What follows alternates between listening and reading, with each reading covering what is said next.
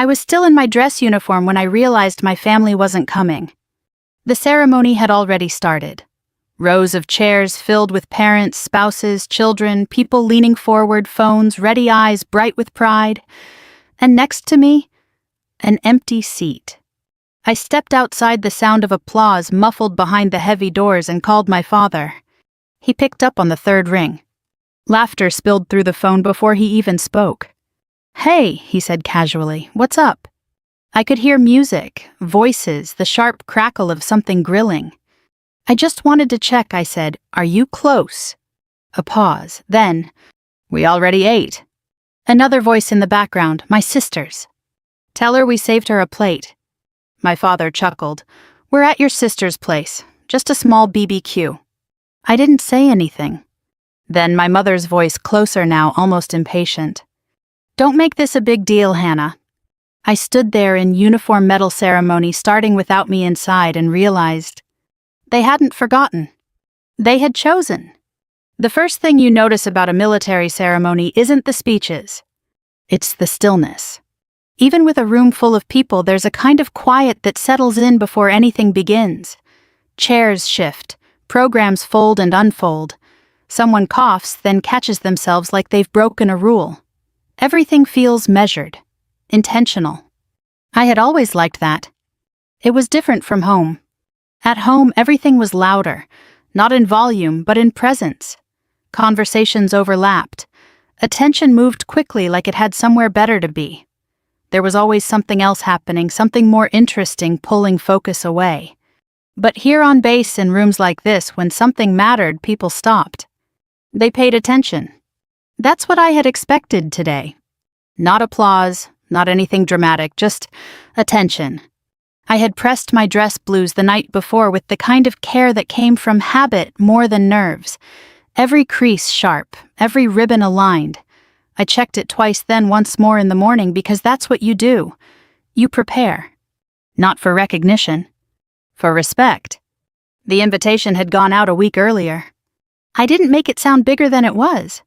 "Hey, I'm being recognized at a formal Air Force ceremony next Friday. Families are invited. I'd really like it if you could come." I reread that message before sending it. It was simple, clear, no pressure. Rachel replied first. "Is this like one of those admin things?" Then a second message. "We have something planned that day, but we'll see." My father responded hours later. "What exactly are you being recognized for?" I stared at that question longer than I should have. Not because I didn't have an answer, I had many. But I knew none of them would land. I typed back anyway. "It's an achievement medal for work this past quarter." There was no response after that. My mother reacted with a heart. That was it. I told myself it was enough. I told myself that if they came, it would be because they chose to, not because I convinced them. I told myself I was okay with either outcome. That was the part I almost believed. Inside the hall, the ceremony moved forward without hesitation. It always does. Names were called. People stood, walked to the stage, shook hands, received their recognition. Applause followed, steady, respectful, never excessive. It wasn't about spectacle, it was about acknowledgement. When my name was announced, I stood automatically. Training takes over in moments like that. You don't think about where your hands are or how you walk. Your body knows. Your mind follows. I walked up to the stage, accepted the medal, and nodded to the commander as he pinned it in place. His words were brief. "Well earned." That was all. But in his tone there was something my father had never quite managed. Certainty. I turned, faced the room, and for a moment my eyes drifted across the rows of people. Families. Smiles. Phones raised to capture the moment.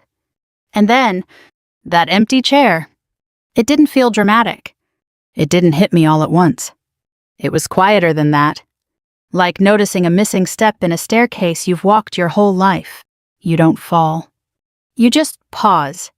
After the ceremony, people gathered in small clusters. Congratulations were exchanged. Conversations overlapped in a low hum of shared relief and pride. Someone laughed nearby. A child tugged on their father's sleeve, asking questions about the uniform. I stood there for a moment, unsure what to do with my hands. My supervisor approached first. "Good work today," she said. "Thank you." She glanced around briefly. "Your family couldn't make it." "No," I replied. "They had something else." She nodded once. No follow-up, no pity. Just acceptance. That was something I appreciated about this place. People didn't dig into what you didn't offer. They trusted you to say what mattered. And I had already said enough. I left before the room fully emptied. The parking lot was quiet, the late afternoon sun casting long shadows across the rows of cars. I walked slowly, the sound of my shoes against the pavement sharp in the stillness. When I reached my car, I didn't get in right away. I stood there, keys in hand, staring at nothing in particular. Then I pulled out my phone. I don't know why I called. Maybe habit. Maybe hope. Maybe some part of me still believed that if I heard their voices, there would be an explanation that made everything feel less intentional. The call connected on the third ring. Laughter. That was the first thing I heard. Not a greeting, not my name. Just laughter. The kind that comes from being surrounded by people who already understand you. "Hey," my father said, "what's up?" And in that moment, standing alone in a parking lot in full uniform metal still pinned to my chest, I understood something I had spent years trying not to see clearly. It wasn't that they didn't know what this meant. It was that it didn't mean enough. After the call ended, I sat in my car for a long time. The engine off, the air still. I didn't cry. That part surprises people when I tell this story. They expect something louder, more visible. But the truth is, when something happens enough times, it stops feeling like a shock. It becomes a pattern. And patterns don't break you all at once. They shape you slowly. I leaned my head back against the seat and closed my eyes. For a moment I thought about calling back. Explaining. Telling them what the ceremony actually was. What the medal represented. How many layers of approval it had gone through. How many people had signed off on it before it reached me. I imagined the conversation. The pause on the other end. The slight shift in tone. "Oh, we didn't realize." But even in that imagined version, something felt off. Because the truth was, I had told them. Not in detail. Not in a way that fit neatly into their understanding. But I had told them, and they had chosen something else. I opened my eyes and looked down at the medal. It caught the light just slightly enough to remind me it was there. Real. Solid. Undeniable. I reached up and touched it briefly, then let my hand fall back to my lap. I didn't need to explain it. Not anymore. As I drove home, the sun dipped lower, casting everything in a softer light. By the time I reached my apartment, the day had already begun to settle into memory. I hung my uniform, carefully smoothing the fabric one last time before stepping back. In the mirror, I caught my reflection. Older than I remembered. Calmer than I felt. And for the first time that day, something inside me shifted, not dramatically, not all at once, but enough to notice. I wasn't angry. I wasn't even hurt in the way I expected to be. I was clear. Clear about what had happened. Clear about what it meant. And clear about what I wasn't going to do next. Because for years I had tried to translate my life into something my family could understand. Something simpler, smaller, easier to accept.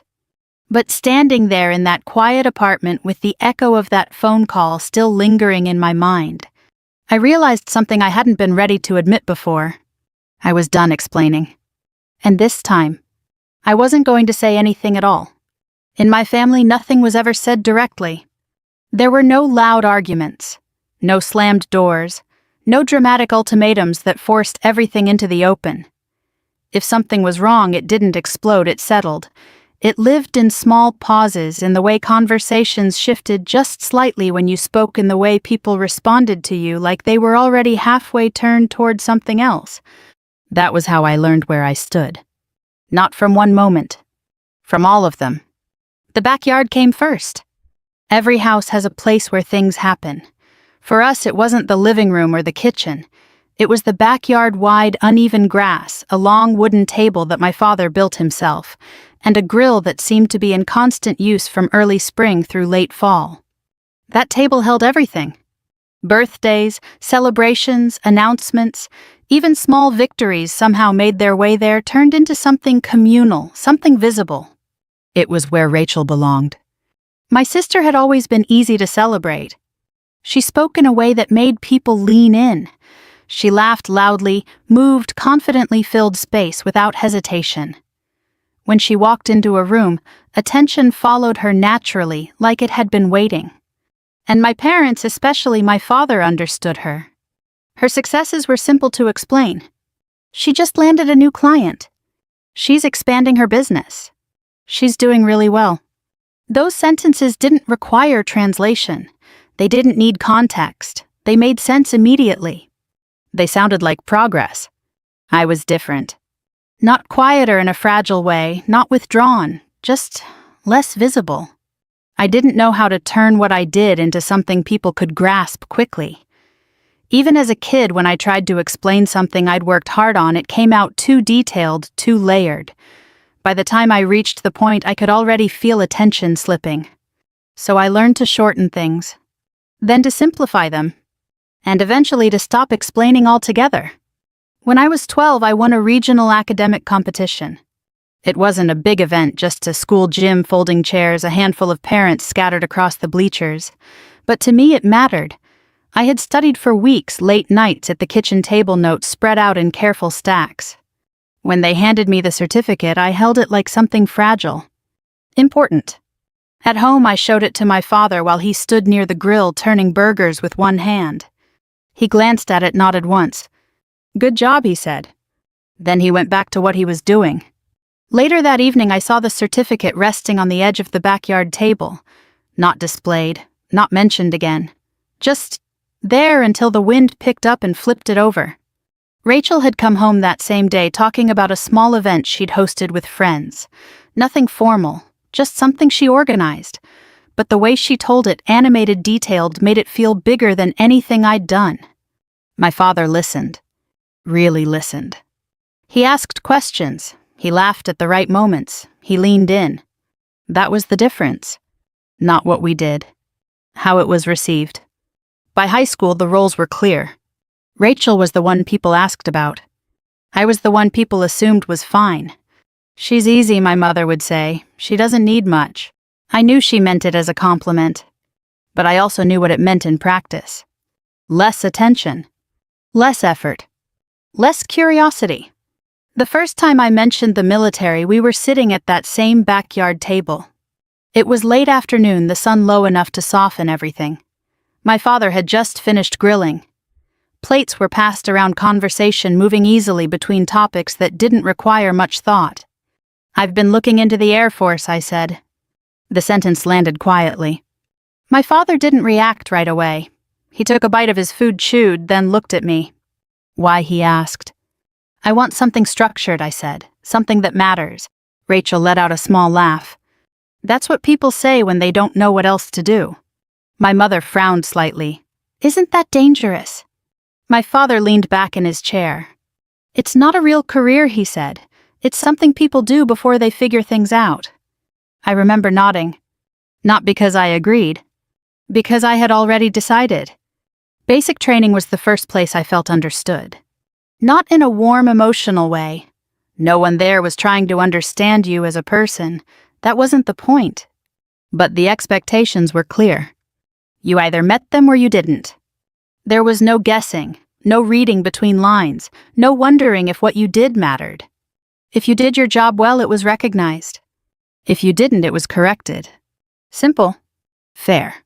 I didn't need to explain myself. I just needed to show up. When I sent a photo home after graduation, me in uniform, standing straight, everything aligned, the response was predictable. My mother said I looked so grown up. Rachel commented on the uniform. "Looks serious," she wrote, followed by a laughing emoji. My father asked one question. "So what's the plan after this?" After this. As if it were temporary. Over the years, that pattern never really changed. When I visited home, my father introduced me the same way every time. "This is my daughter Hannah. She's in the Air Force. Does support work." Support. It was the word he used when he didn't understand something, or didn't value it enough to try. Rachel would nod along, smiling slightly like she was confirming something already obvious. I stopped correcting them early on. Explaining didn't help.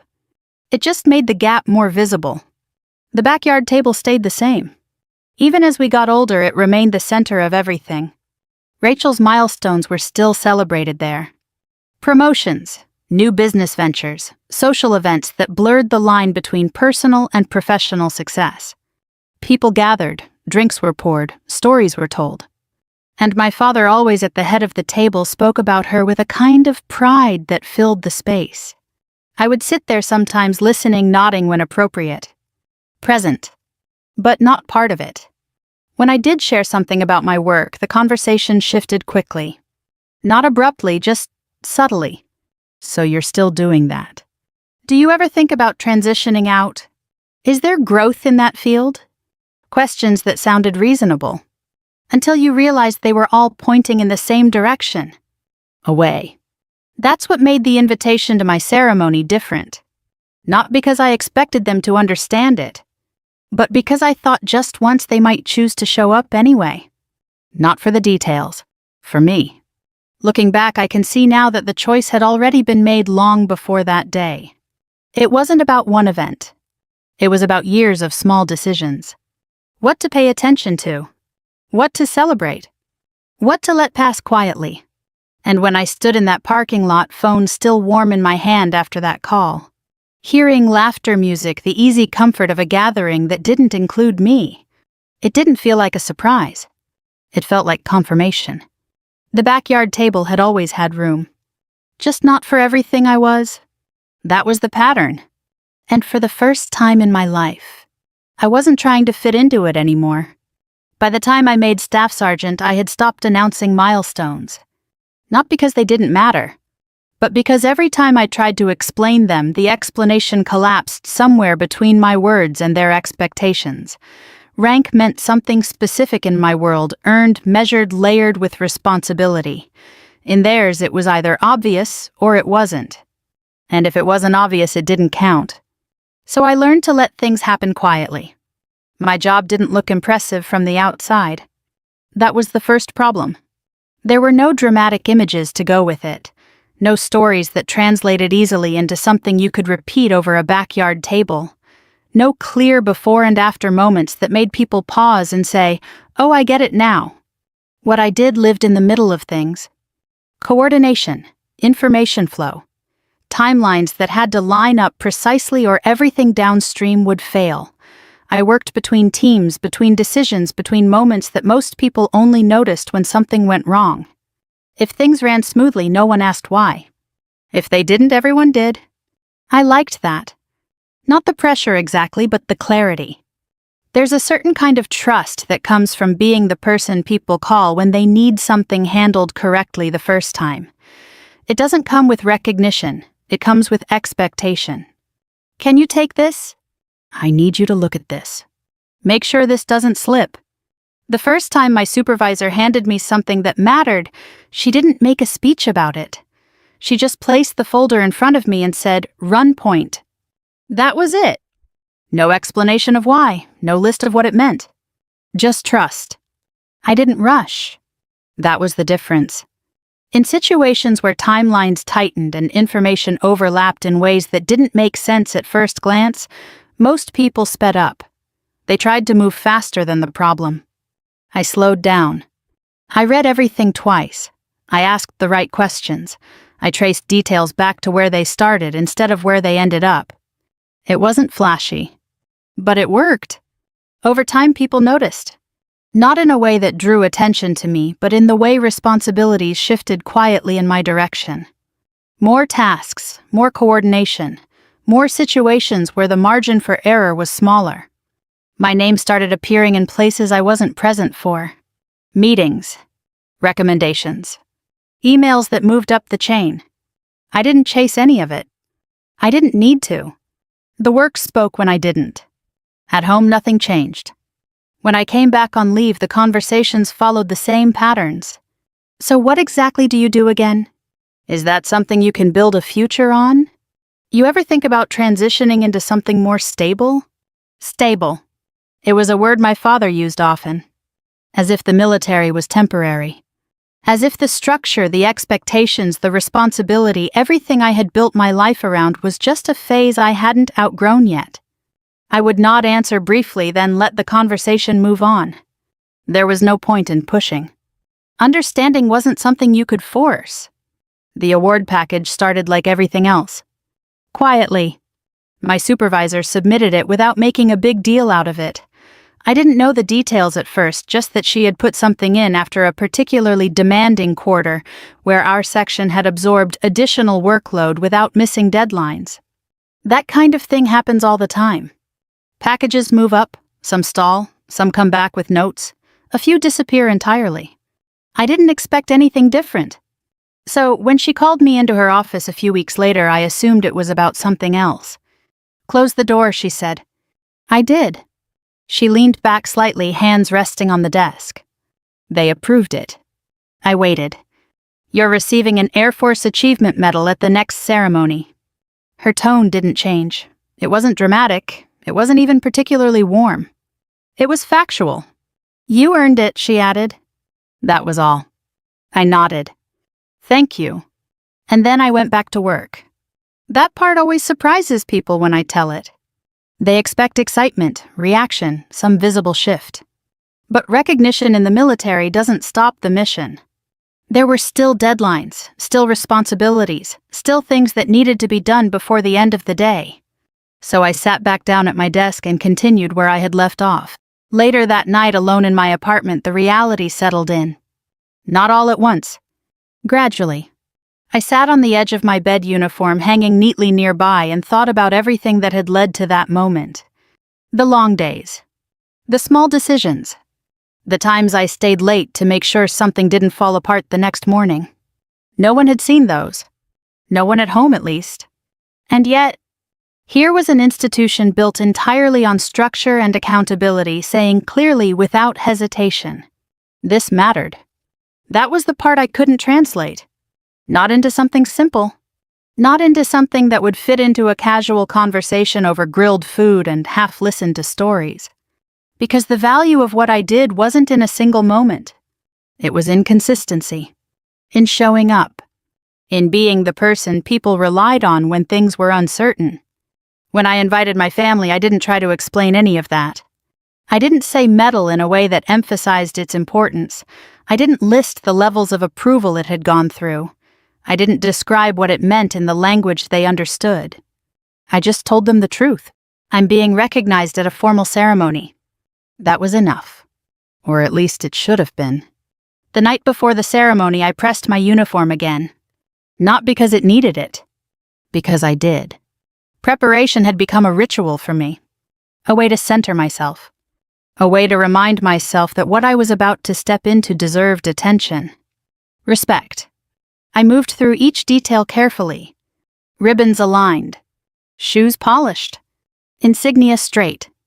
When I was done, I hung it up and stepped back. For a moment, I just looked at it. Not as something to wear. As something that represented everything I had built without needing anyone else to validate it. That was the part they never saw. Not because it was hidden. Because they never looked. And standing there that night in the quiet of my apartment, I realized something that stayed with me the next day. And the day after that. And even now. I didn't need them to understand my work. I needed to understand it myself. Completely. Without translation. Without simplification. Without shrinking it into something easier to accept. Because once you see the full weight of what you've built, really see it, you stop asking other people to measure it for you. And that's what made what happened the next day different. Not the ceremony. Not the empty seat. Not even the phone call. But the fact that for the first time, I didn't feel the need to explain any of it. I just let it be what it was. And let them miss it. The morning of the ceremony didn't feel important. That's the first thing people misunderstand. There was no sense of anticipation. No dramatic weight pressing down on the day like something irreversible was about to happen. It started the way most of my days did, quietly, with routine carrying me forward before I had time to think too much about it. Alarm. Coffee. Silence. I moved through each step automatically: shower, uniform laid out exactly where I had left it the night before. I checked everything again, not because I doubted it, but because precision had become a habit I trusted more than emotion. When you prepare the same way every time, you don't leave space for uncertainty. You just show up. On base, nothing changed. That was something I appreciated more than I realized.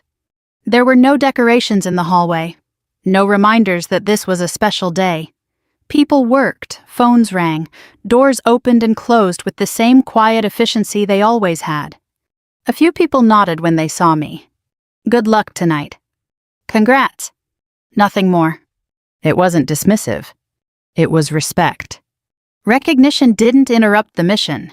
It existed alongside it. By late afternoon, I drove home. The light had shifted slightly, the kind of subtle change you only notice if you're paying attention. Everything looked softer, less defined. I changed in silence. The apartment felt smaller once I put the uniform on, like the space adjusted itself around it. I stood in front of the mirror for a moment, not to admire anything but to check. Everything aligned. Everything where it should be. For a second, I thought about sending a message. A simple one. Heading there now. But I didn't. I had already invited them. Anything else would have felt like a reminder. And I didn't want to remind them. I wanted them to choose. The hall was already filling when I arrived. Families clustered in small groups, voices low but warm. You could tell who belonged to who just by the way they stood slightly closer, slightly more engaged. There's a kind of pride that doesn't need to be announced. It shows in posture, in attention, in the way people look at you like they've been waiting for this moment with you. I noticed those things the way I always did. Quietly. From the outside. I found my seat. Second row. Center. There was a program on the chair beside me, folded neatly. I picked it up, glanced at it, then set it back down. The chair next to mine stayed empty. At first, I didn't think much of it. People run late. Traffic happens. Plans shift. I had seen it before. But as the room filled and the seats around me settled into place, that empty space became more defined. More noticeable. Not dramatic. Just there. The ceremony began. Opening remarks. A brief overview of the quarter. Names read in a steady, practiced cadence. The rhythm was familiar. Predictable. Comforting in a way. Because in a room like this, things happened the way they were supposed to. There was no guessing. No wondering if something would be acknowledged. If it mattered, it was recognized. When my name was called, I stood. Walked. Accepted the medal. The commander's handshake was firm, his expression steady. Well earned, he said. 2 words. But they carried weight. Not because of who he was, because of what it meant for him to say it. I turned to face the room. For a moment, my eyes moved across the crowd without intention. Faces, smiles, phones raised. And then, that empty chair. Still there. Still waiting. I sat down. Hands resting lightly in my lap. Back straight. Breathing even. If anyone noticed the absence, they didn't say anything. And I was grateful for that. Because attention in that moment would have made it something else. Something heavier. Something harder to carry. After the ceremony, people gathered. The energy shifted. Formal became informal. Conversations started. Laughter returned. I stayed where I was for a few seconds longer than necessary, letting the moment settle before standing. My supervisor approached. Nice work, she said. Thank you. She glanced at the empty chair, then back at me. Family couldn't make it. No, I said. They had something else. She nodded once. All right. That was it. No questions. No sympathy. Just acceptance. I stepped outside. The air was cooler than I expected. The sky had started to shift toward evening, that soft transition where everything feels slightly suspended between day and night. I walked a few steps away from the entrance before stopping. My phone was already in my hand. I don't remember deciding to call. I just did. The ring felt longer than it probably was. 1, 2, 3. Then, a click. Laughter. It came through the speaker immediately, loud and unfiltered. Music in the background, voices layered over each other, the unmistakable sound of something casual, something easy, something full. "Hey," my father said, "what's up?" I stood there looking out at the parking lot. "I just wanted to check," I said. "Are you close?" There was a pause. Not long. Just enough. Then, "We already ate." A voice in the background, "Rachel. Tell her we saved her a plate?" My father laughed softly. "We're at your sister's place," he said. "Just a small BBQ." I closed my eyes for a second. Not because I needed to. Because it gave me a moment. "I see," I said. Behind him, someone asked a question. Glass clinked against glass. A burst of laughter followed, easy and uncontained. Then my mother's voice, closer now. "Who is it?" "It's Hannah," my father replied. A shift. A slight change in tone. "Hi, honey," my mother said. "Everything okay?" I opened my eyes.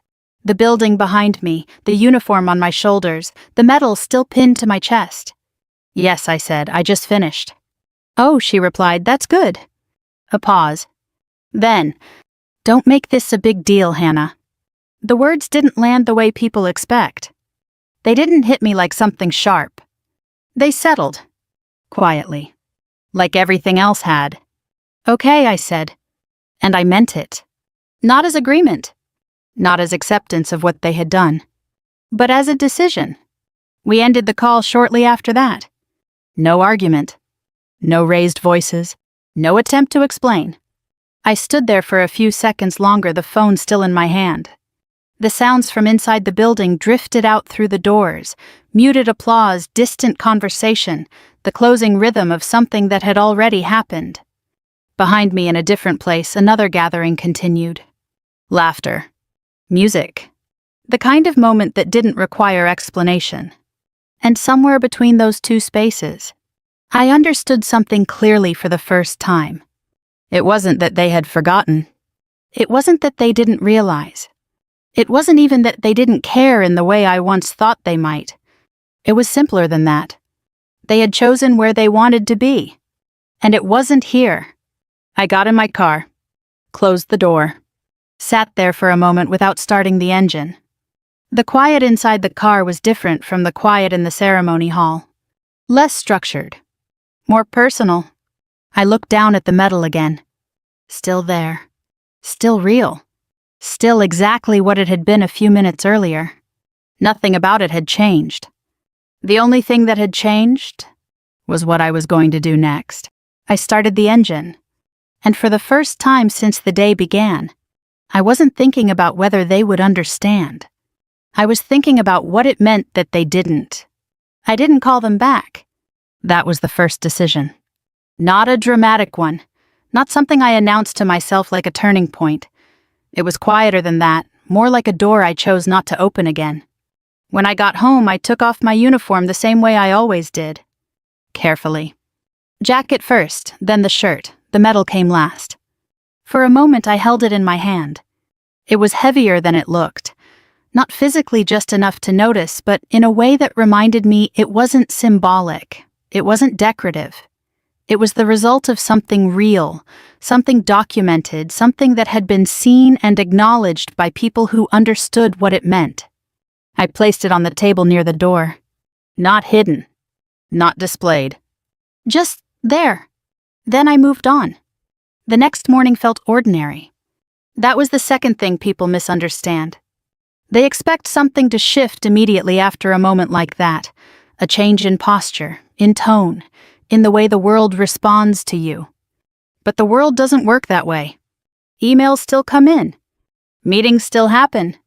The same problems still need to be solved. I went to work. Logged in. Reviewed what had come in overnight. My supervisor passed by my desk and gave a small nod. "Morning." "Morning." That was it. No mention of the ceremony. No follow-up. Just continuity.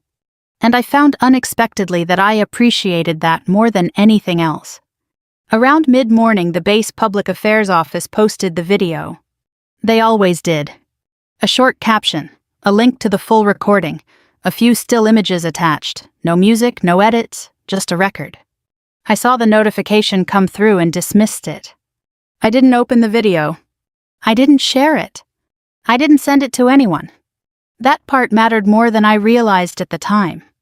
Because for years I had done exactly that. Shared things. Explained them. Offered context so that the people in my life could understand what they were looking at. I had translated my life into something easier to consume. This time I didn't. The day moved on. Work filled the space where thoughts might have settled. Tasks, conversations, small decisions that added up to something functional, something complete. By the time I got home, the ceremony already felt like something that had happened a long time ago. Not forgotten. Just placed. The first message didn't come from my family. It came from someone I hadn't spoken to in years. A former classmate. "Hey, just saw this. Is this you?" There was a link. I recognized the thumbnail immediately. The stage. The flags. My name in small text at the bottom of the screen. I didn't reply right away. I just looked at it. Then I closed the message and set my phone down. More messages followed. Not many. Just enough to notice. People I hadn't expected. "Proud of you. That's incredible. Didn't know you were doing this." Short. Simple. Direct. No one asked for an explanation. No one needed one. That was the difference. It happened slowly after that. Not in a way that felt like momentum. More like a quiet shift. Someone shared the video. Another person commented. A name was recognized. Connections formed in the background without my involvement. I didn't track it. I didn't engage with it. I let it move on its own. 2 days later, something small changed. A comment appeared under the video from someone with my last name. Not Rachel. A cousin. "Wait, is this Hannah from Dayton?" Another comment followed. "Isn't that your sister?" And then, Rachel was tagged. I didn't see it right away. I wasn't checking. That was the third decision. Not to watch. Not to monitor. Not to anticipate their reaction. Because for the first time, I wasn't preparing for it. I imagined the moment anyway. Not intentionally. Just because I knew them. Rachel at a table. Phone in hand. Conversation flowing around her until something caught her attention. A name. A face. A connection she hadn't expected to see in that context. My father leaning slightly closer. Reading. Watching. Trying to understand what he was looking at. My mother quiet. Taking it in without speaking. There would be a pause. That was the part I knew best. That space where everything shifted slightly, where the narrative they had been holding no longer aligned with what was in front of them. Not dramatically. Just enough to make it uncomfortable. I didn't need to be there to see it. I had spent years in those moments. I knew what they felt like. The difference was, this time I wasn't the one explaining. That was the part that changed everything. I didn't send the link. I didn't call. I didn't say, "Did you see it?" I didn't give them context. I didn't soften it. I didn't translate. I let them see it exactly as it was. Without preparation. Without framing. Without me standing next to it trying to make it easier to understand. That was what people would later call revenge. But it didn't feel like that. It didn't feel sharp. It didn't feel satisfying in the way people imagine. There was no moment of triumph. No sense of balance being restored. It felt quiet. Because what I had done was nothing. I hadn't exposed anything. I hadn't revealed anything. I hadn't created a situation for them to feel something they hadn't chosen. I had simply stepped back and let the truth exist on its own. That was all. A few days passed before my phone rang again. This time it was Rachel. I watched it light up on the table. Her name. Clear. Unavoidable. I didn't answer. Not out of anger. Not out of spite. But because for once, I wanted to see what would happen if I didn't respond first. If I didn't fill the silence. If I let it stay. Because silence, I had learned, wasn't empty. It was space. And for the first time in my life, I was finally comfortable letting it exist. The first message didn't say I'm sorry. It didn't say congratulations either. It came from my mother late in the afternoon while I was sitting at my desk halfway through a report I had already read twice. Why didn't you tell us it was like that? I stared at the screen for a few seconds before I understood what she meant. Not the words. The tone. Confusion edged with something else. Discomfort. I didn't open the video. I didn't need to. I already knew what they had seen. The stage. The flags. The formality. The kind of recognition that didn't fit into the category they had placed me in all these years. I typed back slowly. I told you what it was. I read the message once, then sent it. No explanation. No elaboration. 3 dots appeared. Disappeared. Reappeared. You said it was a ceremony, she replied. We didn't realize it was that serious. That serious. I leaned back in my chair, eyes moving away from the screen for a moment. There it was again. The same question phrased differently. Why didn't you make it easier for us to understand? My phone buzzed again before I could respond. This time it was my father. Not a call. A text. Someone tagged Rachel under that video. I didn't reply right away. Another message followed. People were asking questions. I could picture it clearly. The backyard. The same table. Different tone. Rachel checking her phone. My father reading over her shoulder. The shift in conversation as something unfamiliar entered a space that had always been predictable. We looked foolish, he added. That was the first time the word we had been used. Not you. Not your situation. I stared at the message, not because it surprised me. Because it didn't. It fit. Perfectly. The issue wasn't what they had missed. It was how it made them look.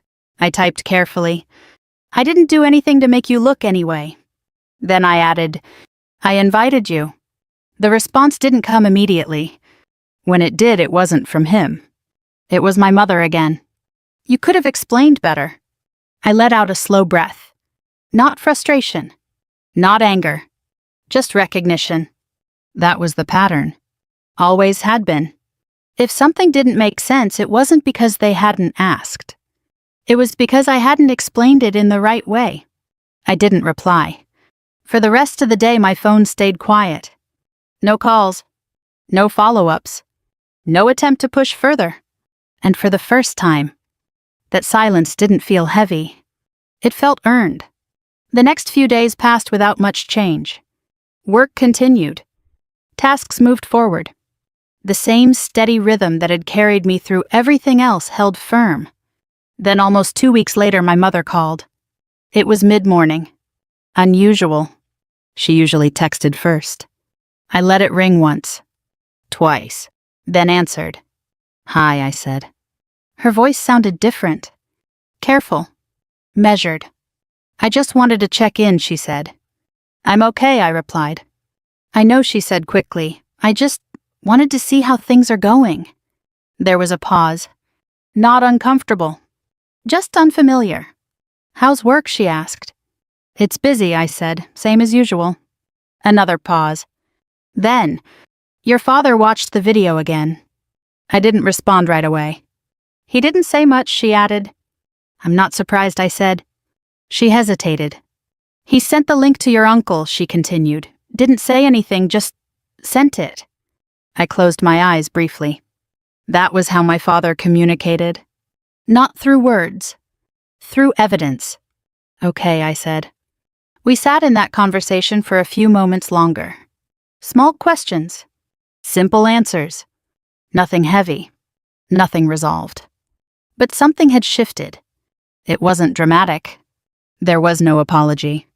No admission of being wrong. But there was awareness. And for people like my parents, that was significant. Over the next few weeks, the contact stayed minimal. But different. My mother started asking questions she had never asked before. Not about outcomes. About process. How long are your days? Do you get enough rest? Do you like what you're doing? The questions came slowly, like she was learning a new language. My father sent 2 messages during that time. Both brief. Both indirect. Saw something about the Air Force on the news today. Thought of you. No names. No emotion. But no dismissal either. That was the difference. Rachel stayed silent. At first I expected something. A message. A comment. Some attempt to reframe what had happened in a way that brought things back into balance. Nothing came. Weeks passed. Then a month. And I realized something I hadn't expected. I didn't miss her voice. Not the way I thought I might. For most of my life, Rachel had been the reference point. The comparison. The louder presence that defined the space I occupied. Without her, the space felt clearer, less crowded. That realization didn't come with relief. It came with understanding. I had spent years adjusting myself around her, around my family, around what they valued, what they noticed, what they chose to see. And now, for the first time, I wasn't. Not because they had changed completely, but because I had stopped needing them to. That was the part no one could see in the video, the part that mattered most. They had finally seen me, without my help. And I had finally stopped waiting. For them to. There's a kind of quiet that comes after something shifts. Not the heavy kind, not the kind that presses in on you and asks to be filled. A steadier kind. The kind that stays. The weeks after that call settled into something new. Not better. Not worse. Just clearer. My mother called more often. Not every day, not even every week at first, but enough that I noticed the change. The conversations were different. Shorter. Simpler. She didn't try to redirect anything, didn't suggest alternatives, didn't ask when I planned to do something else. Instead, she asked questions she had never asked before. How was your day? Are you sleeping okay? Do you have time to eat properly? They weren't big questions, but they were new. And for someone like my mother, new mattered. My father didn't call. That wasn't unusual. But the way he reached out changed. Every few days a message would appear. A link. An article. A short sentence. Air Force unit helping with disaster relief. No commentary. No explanation. Just the link. The first time it happened, I stared at it for a while. Not because I didn't understand, but because I did. That was his version of acknowledgement. He wasn't going to say I was wrong. He wasn't going to say I didn't understand what you do. But he wasn't dismissing it anymore. And for him, that was as close as it got. I didn't reply with anything long. Just, yeah, that kind of work matters. A few minutes later, he sent a thumbs up. That was enough. Rachel never reached out. At first, I expected it. Not because I needed it. Because it was what I had always known. She would come back into the conversation somehow. Recenter herself. Shift things back to where they had always been. But she didn't. Time passed. Days turned into weeks. Weeks into something that no longer felt like waiting. And slowly something settled into place. I wasn't anticipating her reaction anymore. I wasn't preparing for it. I wasn't leaving space for it. Because I realized something that surprised me more than anything else in this entire situation. I didn't need it. Not her explanation. Not her perspective. Not her acknowledgement. For most of my life, I had measured myself against her without meaning to. Against what she represented. What my family understood. What they celebrated easily. And without that comparison, I felt steady. Not better. Not superior. Just grounded. At work, nothing changed. And everything did. I moved through my days the same way I always had. Careful. Focused. Consistent. But something underneath it all had shifted. I wasn't carrying the same question anymore. I wasn't wondering if what I did would ever be enough for the people who mattered most. Because I had already seen the answer. And I had stopped needing it to be different. One afternoon, my supervisor caught up with me in the hallway. "How are things?" she asked. I thought about it for a moment. They're different, I said. She nodded like she understood more than I had explained. They usually are, she replied. That stayed with me longer than I expected. Because she was right. Things don't change all at once. They adjust. Slowly. Unevenly. In ways that don't always look like progress. But are. A few weeks later, I visited home. It wasn't planned far in advance. Just a short trip. A weekend. The backyard looked the same. The table still in place. The grill still where it had always been. My father stood near it, turning something over with the same steady motion I had seen my entire life. He glanced up when I walked in. Gave a small nod. Hey. That was it. No mention of the ceremony. No reference to the video.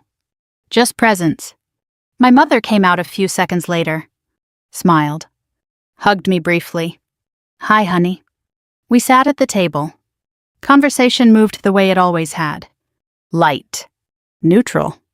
But there was something missing. Not tension. Expectation.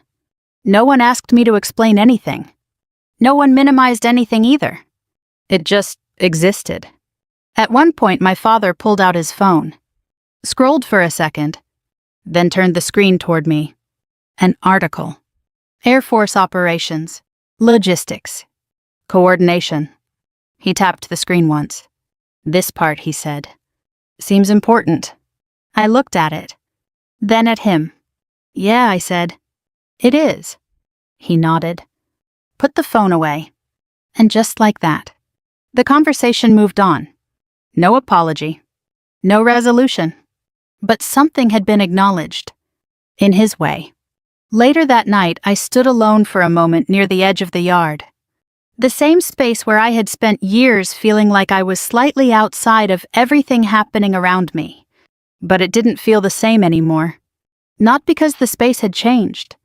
Because I thought about the ceremony, the empty chair, the phone call, and everything that had followed. If someone had asked me back then what I would do next, what my revenge would be, I don't think I would have had an answer. Because what happened didn't feel like revenge. It felt like clarity. I didn't raise my voice. I didn't demand anything. I didn't force them to see me. I just stopped explaining. And when I did, they had to see me anyway. Not the version they were comfortable with. The real one. And once something like that is seen, it can't be unseen. If you've ever found yourself in a place like this, where the people closest to you don't fully understand what you do or why it matters, I want you to hear this clearly. You don't have to make it smaller for them.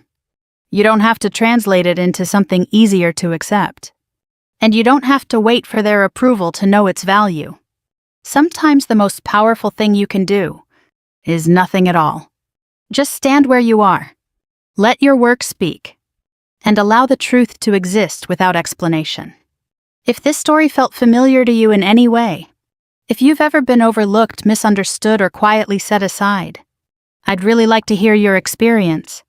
Where are you watching from? What part of this stayed with you? We share stories like this every day. Stories about family identity and the moments that quietly change everything. So if you want more, consider subscribing. And let's keep going together.